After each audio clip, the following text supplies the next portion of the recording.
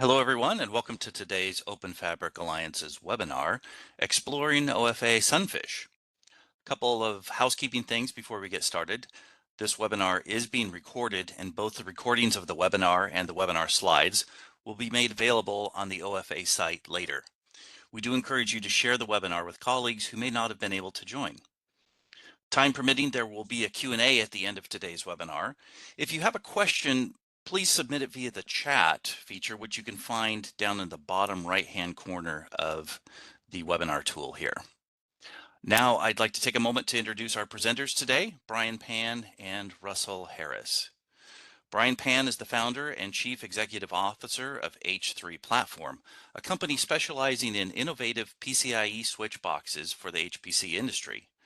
Brian's background demonstrates expertise in sales leadership and business development. Russ Herrell is a distinguished technologist recently retired from HPE, where he worked for his entire career. Russ continues to work with the Open Fabric Alliance and DMTF organizations on Sunfish, an open standard for management of disaggregated fabric resources. Brian and Russ, thank you for joining and presenting today. Thank you, Matt. Good morning, everyone. I'm Brian Pan from H3 Platform. Our core offering today integrates a state-of-art CXL switch fabric with the industry standard Sunfish management API. This integration enables the dynamic provisioning and deprovisioning of CXL memory resources across multiple compute nodes. This presentation will provide an overview of Sunfish capability in CXL fabric management. Today, we will detail the underlying physical architecture and the subsequent logic management workflow to provide a comprehensive overview of our CXL resource management. In our disaggregated CXL solution, the CXL memory, appliance, and the associated compute servers reside in physically separate chassis within the rack infrastructures. This separation is fundamental to achieving resource pooling and composability. Let's focus on the physical connectivity layer. Here, 4 distinct compute servers are linked to the CXL memory appliance via CDFP cable, which serve as high bandwidth physical layer. For the CXL protocol communications, the entire pool of CXL memory within the appliance can be dynamically allocated to these connected servers, orchestrated entirely by the Sunfish management server. I will now detail the precise mechanism by which Sunfish facilitates this cluster-wise memory provision. This slide illustrates the high-level Sunfish architectures. The area highlights in green represent the CXL memory appliance, the physical hardware platform, the CXL switch manager components, this one, which reside on the appliance, function as the dedicated Sunfish agent responsible for local resources control and communication with the central Sunfish servers. The critical question is, how does the CXL memory appliance interface with the Sunfish management servers? The initial step is the appliance registrations. Upon platform boot up, the CXL memory appliance utilize a service discovery mechanism to broadcast its availability to the Sunfish server. Concurrently, its transfer its comprehensive hardware resources and inventory metadata to the Sunfish platform. While an operator of an automated process initiates a request for CXL memory allocation to a specific host, the workflow proceeds as follows. The user's request is submitted to the Sunfish management server. The Sunfish servers validates the request and issue a target CXL memory binding command to the CXL memory appliance agent. Once the CXL memory modules are successfully provisioned to the compute node. The Sunfish server relay a completion status notification to the relevant host. The host operating system then enables the newly attached CXL memory modules, integrating them as system addressable memory. To summarize the core interaction loop between the CXL memory appliance and the Sunfish servers, upon appliance power on, the appliance performs automatic registrations with the central Sunfish servers. The Sunfish servers then initiate a resource query, retrieving key information such as fabric topology map and the available CXL memory resource pool.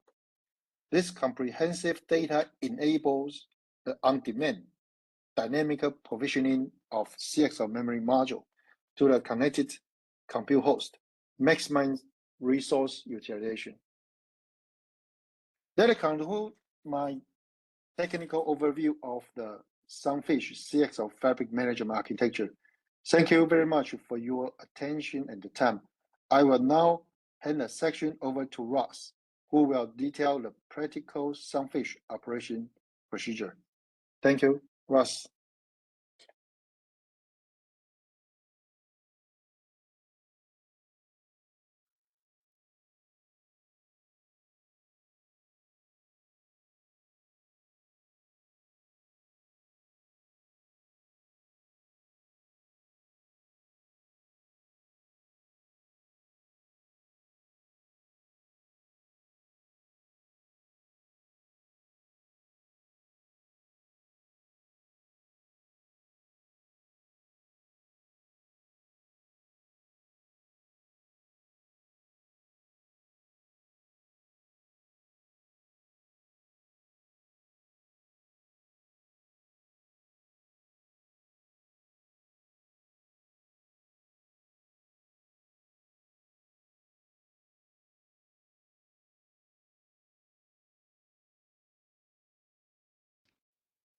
Russ, I think you might be on mute.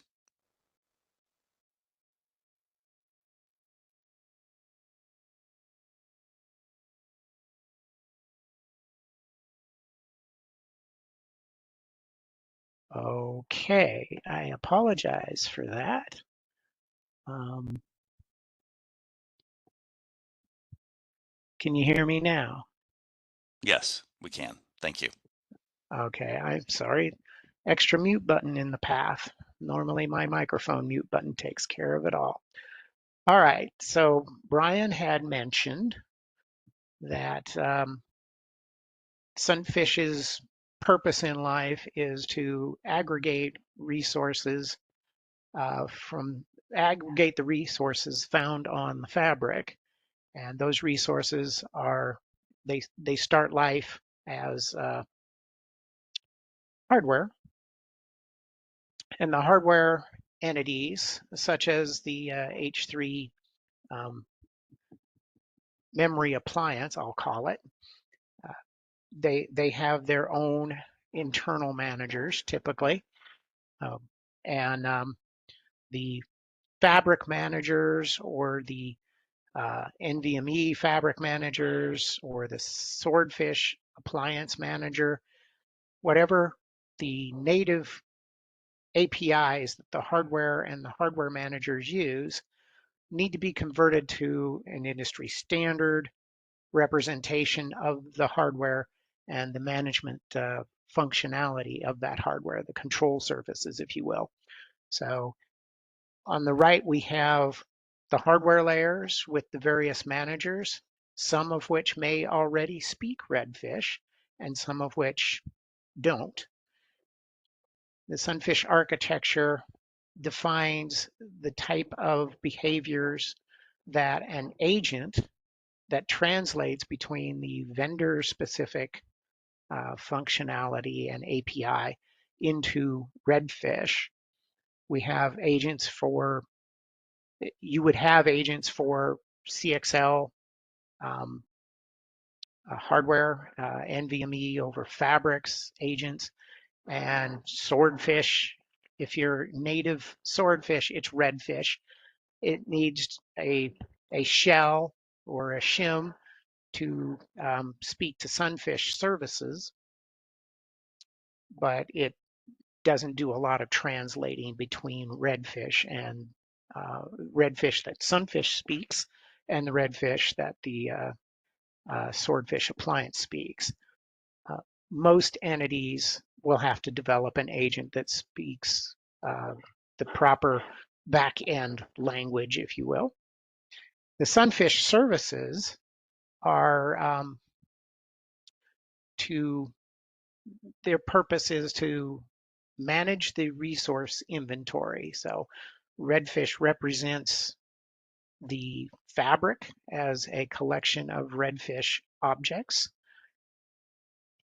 And Sunfish services collects that inventory and puts it into a database and manages that database and allows you to issue commands from the client interface to configure those resources, including the fabric resources, and also handle authentication and access control. And the other thing that Sunfish supplies in the Sunfish services server is a methodology for collecting events and logs and forwarding them to other agents or other clients that are subscribing to these events and logs. Many times you will send your events and logs, particularly in a large installation, you'll send them to a dedicated event and logging infrastructure, Kafka and that kind of thing. But there are some events and logs that clients that are using the Sunfish services will want to have forwarded to them. So those requests for subscriptions get translated and logged here and sent down to the hardware managers. So Sunfish services will pass on requests for registration or subscriptions for events and logs as appropriate. Then there's this layer here on the client side of the Sunfish services that the Sunfish program is documenting and offering simplistic versions of resource managers. And I'm just going to call these composability utilities. This is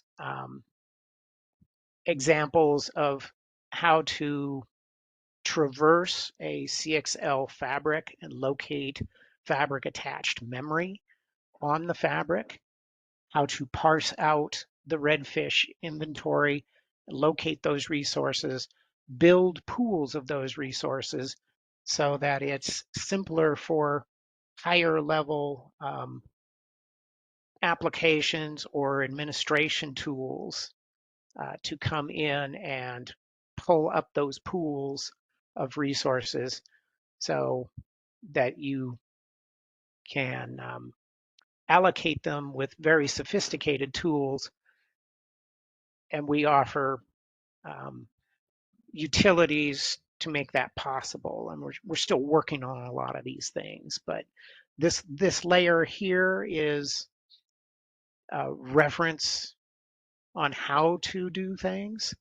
The sophisticated things that you want to do in a data center, that's where your company's value add really resides. And all of this is made possible by the Sunfish architecture defining how the redfish models should be crafted for particular pieces of hardware on the fabric in particular, defining how the models are constructed and how to interpret the models so that you can actually consume them and control them. So the Sunfish architecture defines things that go across these boundaries that are shown in the dotted lines here. So a couple of quick words about redfish fabric modeling basics. Initiators issue fabric requests. They're typically going to be the hosts. Targets satisfy these requests. These are in the vernacular of CDI and disaggregated resources on the fabric. These are the fabric resources like memory, storage, or accelerators. And switches route these requests between the initiators and the targets. So physical links connecting components are basically modeled as linkages between physical ports on the components. And thus the fabric consists of initiator and target endpoints. And endpoints is a redfish construct. It's a JSON described object. And they all have ports. And in this case, the simple case with one layer of switch between initiators and targets or hosts and devices, basically the switches are the fabrics, and controlling the switches is essential to managing the fabrics. And if you have a simple enough fabric, your entire routing structure can be described by simply defining endpoint here talks to endpoint here. So redfish enables traffic between specific endpoints by creating zones and connections, which are redfish management constructs that define which endpoints can talk to which other endpoints. And then connections define permissions. You may read from this device, but you may not write it, or you may read from a subset of this device, but you may not read from a different subset of this device.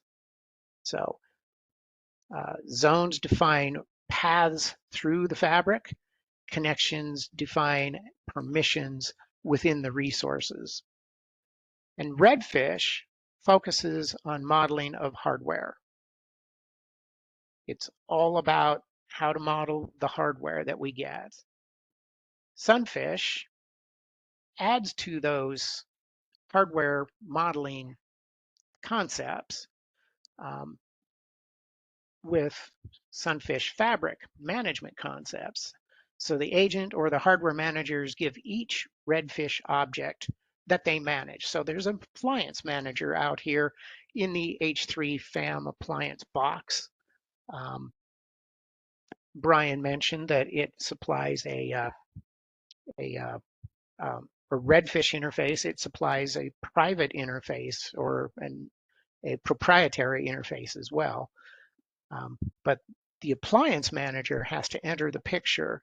It's responsible for creating the redfish models of the hardware that it manages.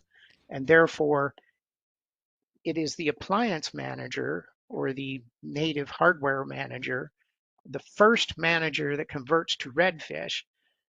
They own naming the URI and IDs of the agents of these resources, such that the appliance manager has a redfish translator or an agent.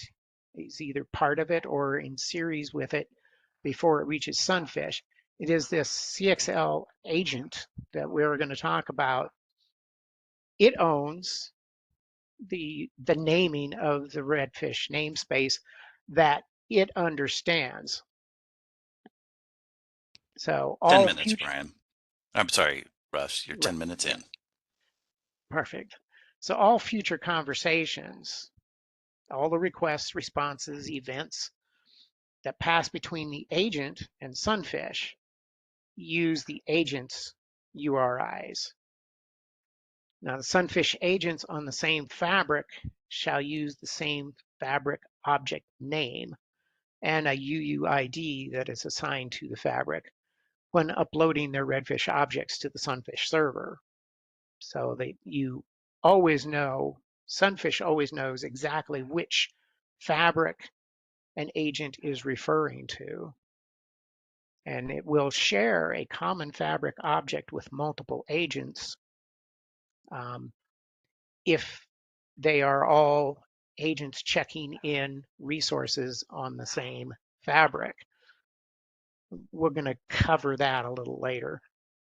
Sunfish assumes every chassis and system object has one and only one primary agent that owns the object. In other words, multiple agents on the same fabric don't claim joint ownership of chassis or systems, only joint ownership of a fabric object, because a fabric object is not a physical object. That's a redfish organizational descriptive type of object. It's a bookkeeping object, and Sunfish will share the bookkeeping object. But if you are representing a physical thing, you can't share it.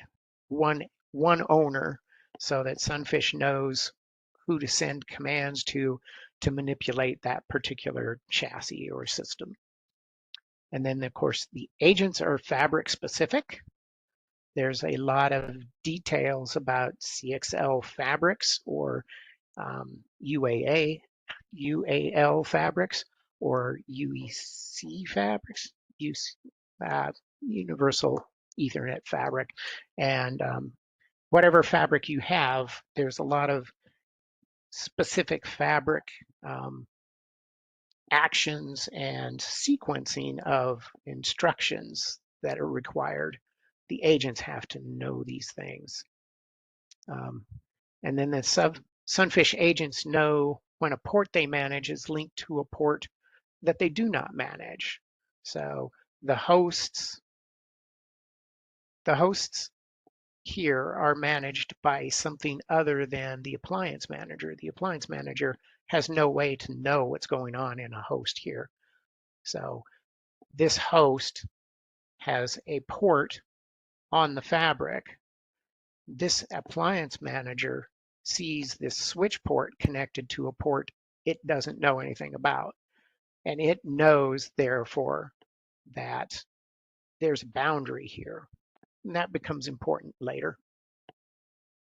The Sunfish server, agent, and library, we take those Sunfish servers, the agents, and a core library, and that is what we are implementing in the reference repos.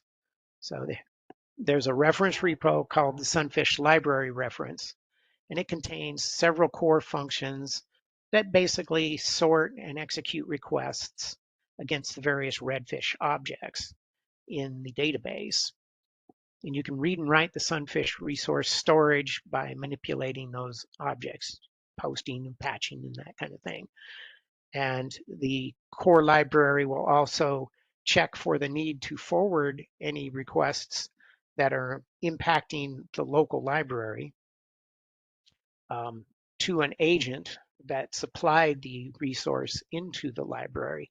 So that's how we transfer requests all the way down to the owning hardware manager by forwarding those requests when there is an owning agent. So reading and writing the resource storage requires a minimum set of resource objects. So there's a starter set of resources that comes with any of the other server builds. And these same core functions are needed by most agents. Therefore, these core routines are built into a class library and distributed via wheel. And because the Sunfish library reference repo can be downloaded from GitHub, built and just tested for basic functionality that the build went right. It can be tested standalone, so you'll find that the Sunfish library reference also has a minimal set of server start resources so those tests can run. Otherwise, the test application can't fire up the library because it needs a resource set. The server reference library repo, it contains several key pieces for taking the core library and turning it into a service. So it is based on a Flask API function, and that Flask API function basically needs an app.py file to work against. And so we have several different versions of an app.py or an app.py file that will change the characteristic of what kind of server you have out here. The Sunfish server reference by default configures to be a Sunfish server, a Sunfish main Sunfish service. But if you want to build an agent that serves up mockups, you just substitute a different server.py file here and put in a different set of server start resources to be the mockups that you want your agent to supply. So you have a resources directory that tells you what that's where your resources get built. You have a scripts directory that has some scripts that help you launch or build a specific style of server. Then the mockups directory is what the server, typically your agent server, but if you are only running a Sunfish server, you can have a set of mockups as if the Sunfish server had already uploaded everything and was up and running. So you have a variety of server start resources, trees that you can use. What you do is you copy the correct file in, and you copy the correct starting resources in, and then you launch the server of your choice. It's better documented in, well, it will be better documented by the time we get to supercompute. We're in the process of rearranging everything at the moment. The nice thing about the way the core library and whatnot are architected is that the Sunfish server reference serves as both an agent front end as well as an aggregation function, which uploads resource trees. And so the potential is there to have multiple levels of agents. If you have a simple fabric, you just need a hardware manager, a simple agent, and a Sunfish service. But if you have lots of agents, you might need to, all on the same fabric, you might need to do multiple levels of aggregation, and you just start inserting more agents. These aggregator agents aren't maintaining as rigorous a database and a set of functions. They're just passing through things, but they allow you to scale your fabric by scaling your processing power on agents. And of course, the Sunfish service itself has to get bigger. Obviously, large-scale applications, you want to use something other than Python to implement these agents, and Sunfish service. Python is not very efficient when it comes to managing these kinds of things. So the use cases, we talked, the very simple use case I alluded to. If you have a Redfish API coming out of your hardware manager, then your Sunfish agent is just a wrapper and it doesn't do much. 20 minutes. Okay, thank you. And if this is all you had to manage, you probably wouldn't need Sunfish at all. But the minute that you have more than one of those simple interfaces and simple managers, you have to start dealing with the fact that this Redfish API or this Redfish API implements a Redfish namespace, and this one implements its own Redfish namespace. When those two namespaces try to upload into the Sunfish service, they might or they might not conflict. For example, every CXL fabric object could be identified as Redfish v1 fabrics CXL, and they would conflict when they got to Sunfish. You can't have two fabrics CXL objects. You only get one. So Sunfish service provides a simple aggregation function that will simply rename one of these resource trees to be something other than a CXL fabric. This particular topology, there's multiple appliances. Each one is its own fabric because there's no way for this host to get to this memory device down here. They're separate fabrics. Sunfish will just simply rename the second fabric that tries to check in, and disaster averted. When you get into multiple appliances with multiple hosts, and every host has a connection to every other device, then you have a common fabric here. And Sunfish has architected a mechanism such that when you set this fabric up, these agents know that they are managing portions of a common fabric, and they will check in with the common fabric object and the common fabric UUID. Sunfish service will detect that they are both checking into a common fabric, and it will allow these two fabrics to merge under the same common fabric object.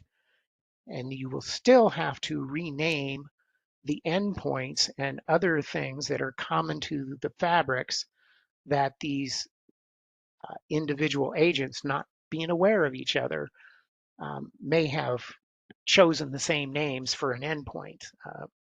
So Sunfish will rename the endpoints coming from the second one to check in, and it will handle reversing the mappings. Whenever Sunfish talks to the agent, it will use the agent's name. Whenever Sunfish talks to a client, it will use the Sunfish renamed URI. If you get to multiple switch levels, you end up with additional problems because you have these switch-to-switch links. And these switch-to-switch links are different in nature than the simpler ones, where an endpoint is always at one end of the link or the other. In these cases, fabric links have switches at their end, at the ports on driving the link. The endpoints are on the other side of the switch, and it's a different bookkeeping problem. And Sunfish has some tools in place and some utilities in place to handle matching up boundary links, because this link right here, one end of this link is a port managed by this resource manager or this appliance manager. The other end is managed by the fabric switch manager. And it creates a few problems for building the redfish models. The hardware does not understand redfish models.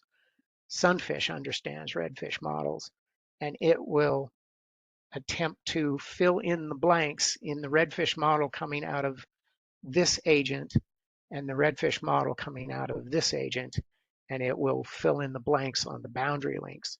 So these are the things that Sunfish is solving in terms of the management side of the redfish protocol flow versus building object models for hardware, which redfish directly addresses. Sunfish is addressing these secondary issues.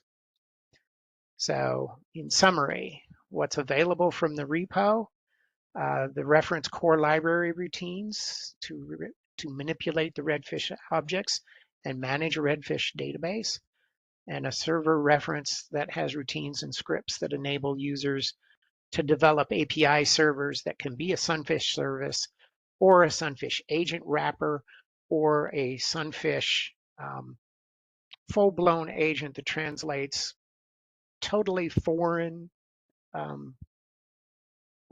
vendor-specific API into a redfish API. And these we don't have implementation reference implementations of, because they're very, very specific. We are working on a general CXL one, but we're not completely there yet. So why do you use Sunfish?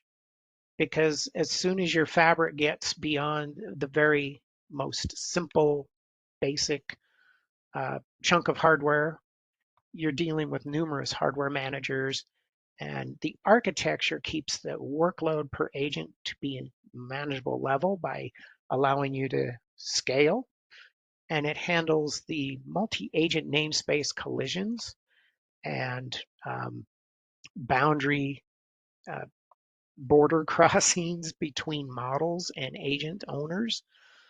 So clients are not exposed to the bookkeeping gymnastics that you have to go on. And normally you would do this manually, and every time you changed your hardware or every time you booted it in a different order, you would potentially have different results. Sunfish tries to automate some of that stuff. And then, of course, the real beauty of working with industry standard like redfish is that it's portable across vendors and across multiple fabric configurations and across hardware revisions. So you go in and you make some changes to new hardware down here. The vendor supplies a new API, and one agent or the vendor themselves manipulates that redfish API or manipulates that API into the expected standard redfish representation of that hardware.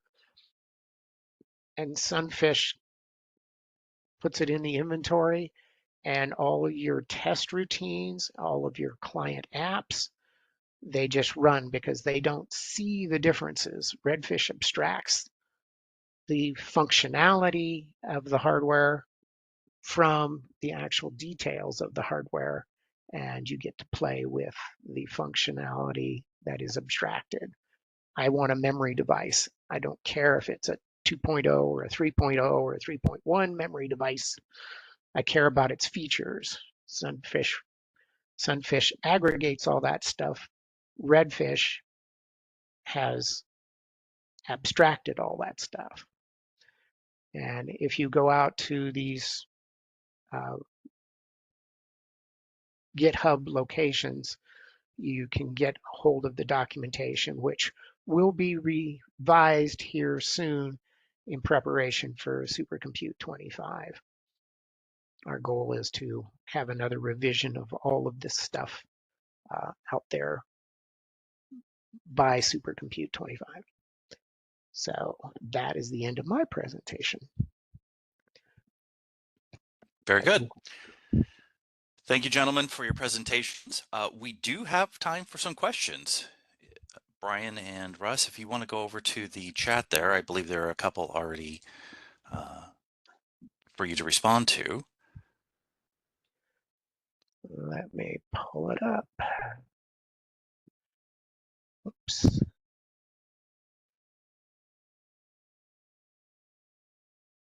I'm no longer sharing, correct? You're still sharing. If you want to go ahead Am and I? stop sharing, that would be good. Okay, where's my button? I don't have a stop sharing button.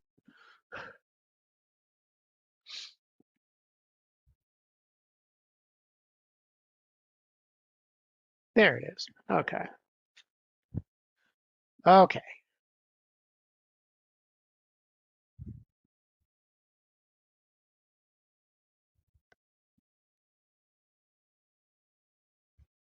Okay, so the first question of being a RESTful API. Yes, Sunfish is a REST API. You could probably implement Sunfish with a web backend other than Flask. I've not done it. I am not the expert.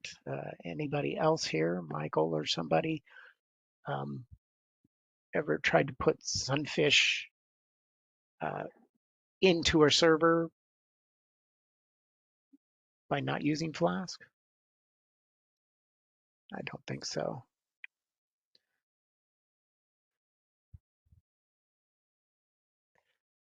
So how often can clients and programs request or change resources? Every millisecond, second. Yeah. Okay.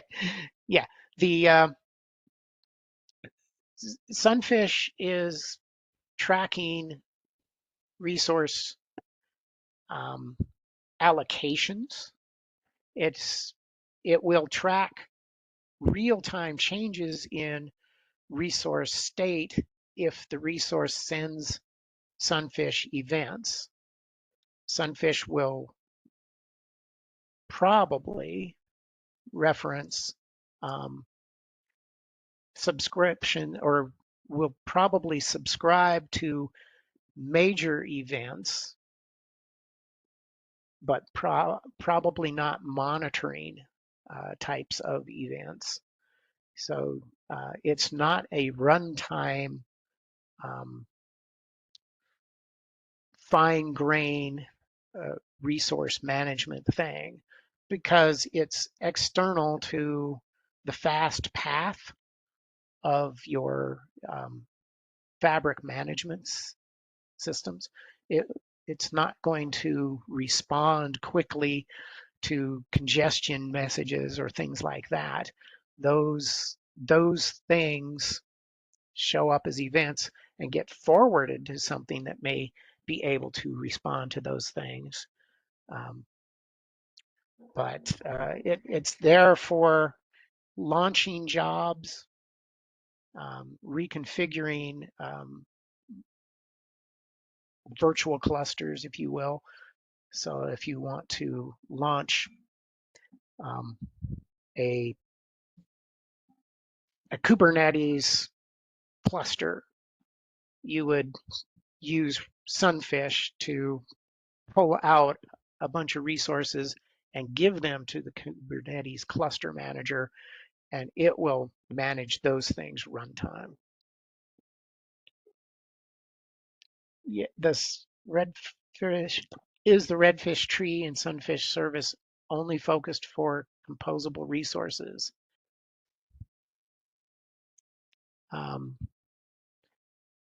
Now the Sunfish service will pull in whatever your agent is responding with. So if you have individual physical servers and you have a redfish model for that individual physical server and you upload that to Sunfish, that's what will appear in the Sunfish service tree. So wherever you are looking, some of the mockups that we have, the CXL mockups, for instance, they have the bare minimum of a representation of a physical service or physical server, because that's all we've mocked up.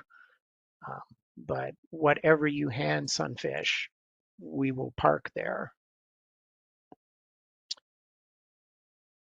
Is there a kind of a requirement of Sunfish agent, a set of redfish service endpoints? When implementing Sunfish agent on a device, it would be useful. Yes, we are. If you go and look in the document, we are compiling requirements that dictate what the Sunfish agent is required to supply in the way of a redfish model of a particular resource.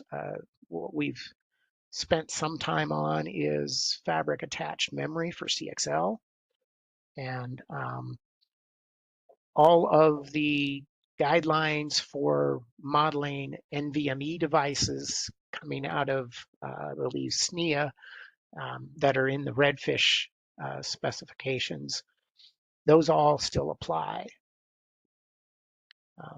Then there are a few specific things that Sunfish requires that are optional in most redfish objects. The fabric object itself that alerts the client as you traverse the fabrics collection in redfish, you come across a fabric object.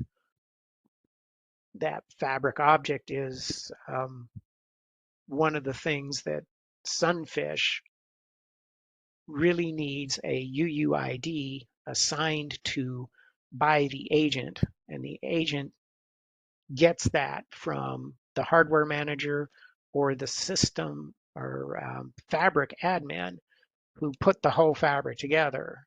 That's the only way for Sunfish to know either two agents are expected to be on the same fabric or if they just accidentally called their fabrics the same thing.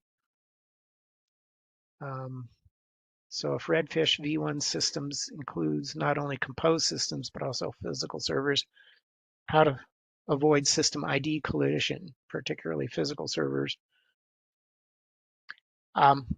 Sunfish will take and it will rename systems that are being checked in by a second agent. If the system name already exists, Sunfish will accept the system description from the second agent. It will record that that agent has named it something that's already in use.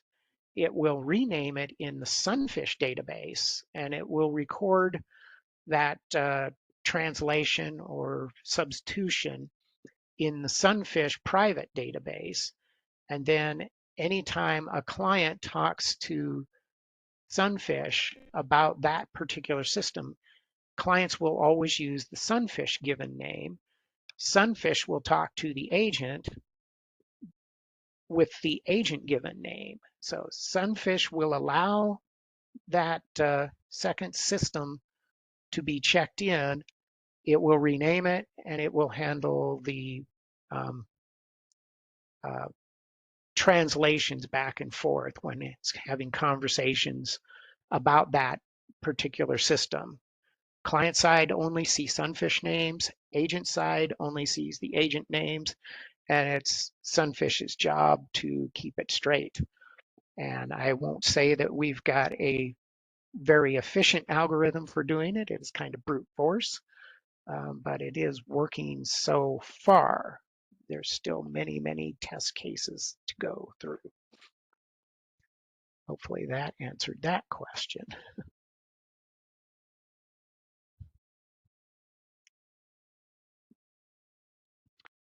Any others?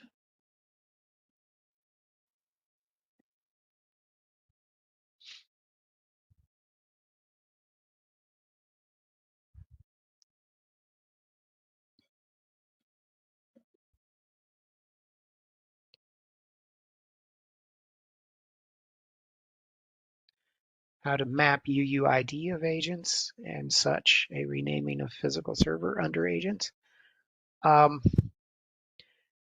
The only thing that Sunfish is manipulating is the redfish names. The server name, if the host name given by a server is the same as a different host or a different server's, if it's the same host name coming from two different servers, that's a different problem. The data center admin, whoever wrote the check and said, I want 20 systems installed, they will not be able to install those systems if they have any physically identical names on the fabric. You can't have the same MAC addresses. You can't have the same host names.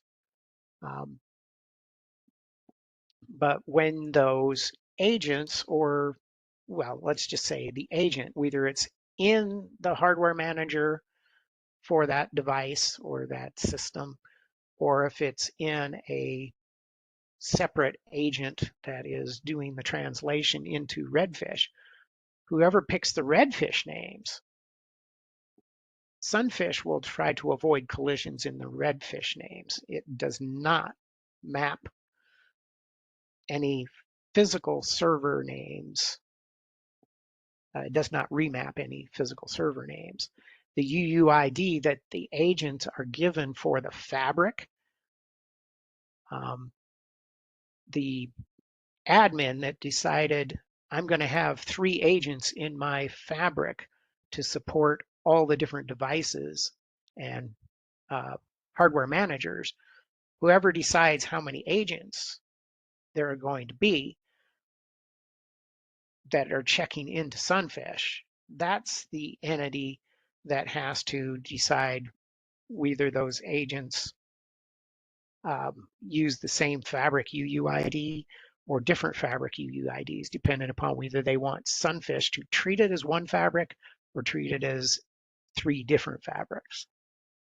I'm not sure that I answered that question. You can reword it maybe if I did not.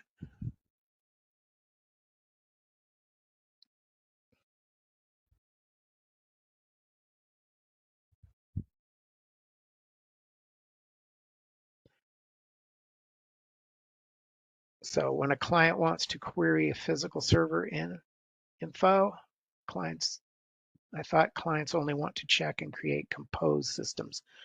If clients want to work with composed systems, they can use the redfish API and the database of physical systems described in the redfish tree to use the redfish composition services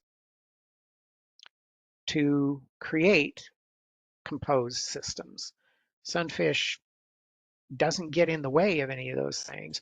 You would have to build your Sunfish service to offer the composition service under redfish as architected and documented in the redfish stuff. And to be fair and honest, I know next to nothing about redfish's composition service. But Sunfish doesn't dismantle those things or put compose systems together.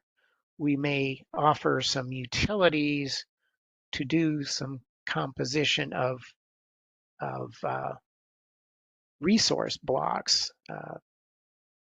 We're looking at that as a utility for finding all the fabric attached memory, but composing that stuff into a composed system, that's a higher level function.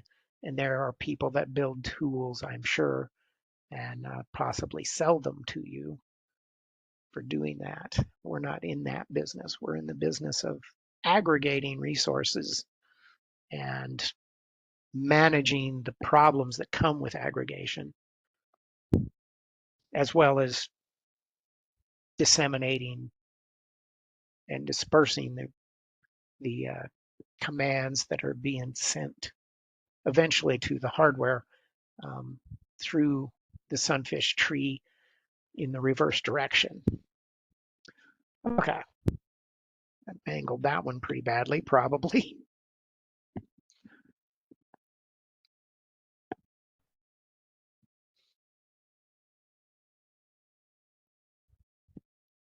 Any other questions?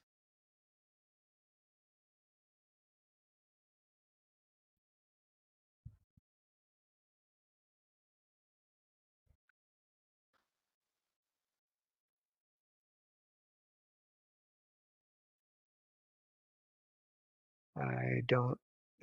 Matt, you're going to have to step in about the raised hand. I don't see it. The following seems simple and nice. Compose system instrument. Redfish system, resource info, composition service, resource blocks, agent info.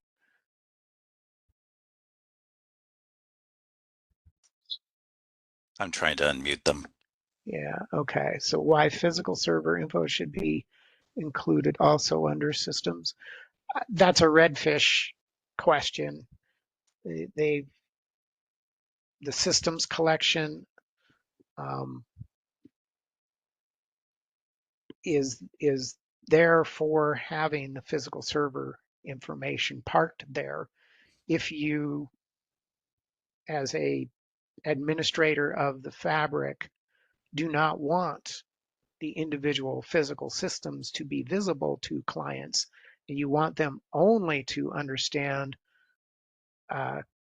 composed systems, you would not let them explore the systems collection. You would give them visibility only to the composition services resource blocks.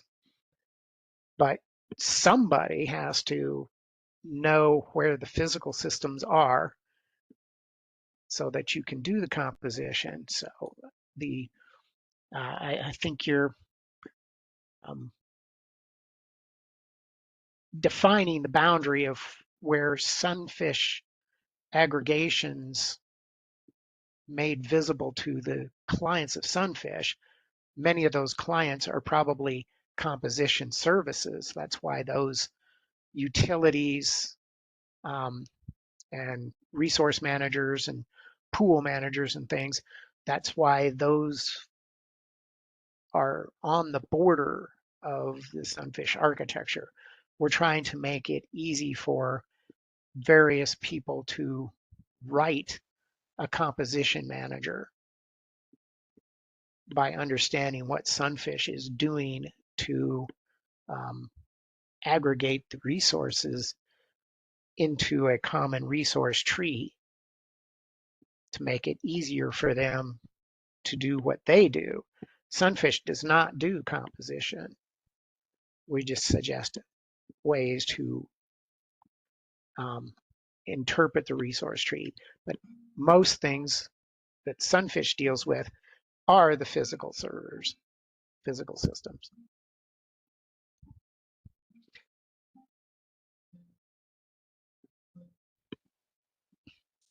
I don't know about this raised hand.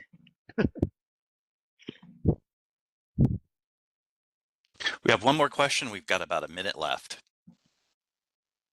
How to gather resource blocks from the agent. If the agent, so the agent is on the hardware manager side of Sunfish. And if the hardware manager and the vendor of that hardware block wants to represent their resources as resource pools and do not want to represent their resources as the raw devices, they are free to hide those raw devices as resource blocks and check in resource blocks to Sunfish. They would simply, when they register with Sunfish as an aggregation source, I'm a source of resources for Sunfish to aggregate, they would say resource created event to Sunfish. And in that resource created event, they would say the resource that I have created is this resource block or this collection of resource blocks. And Sunfish will go out and retrieve what they said they created and put that into the Sunfish tree, and will never come looking for something that you didn't tell Sunfish about unless you put a redfish link that means something to your agent in one of the resource blocks. Sunfish will try to fetch everything that's mentioned in a link. That's how you trigger a recursive upload of your entire fabric, is by putting links in your fabric description. So if you want resource blocks from the agent, if you want Sunfish to retrieve those, you just simply tell Sunfish, I've created them, come get them. So it's a pull system from that, and that way of thinking. It's all event driven. Unfortunately, that's all the time we have for questions. I appreciate the good spirited round of questions here. That was very good. Thank you, Brian and Russ, again for your presentation. Just as a reminder that this webinar has been recorded, and both the recording of the webinar and the webinar slides will be available on the OFA website later. Again, on behalf of the Open Fabric Alliance, thank you all for attending today's webinar. All right. Thank you very much. Thank you.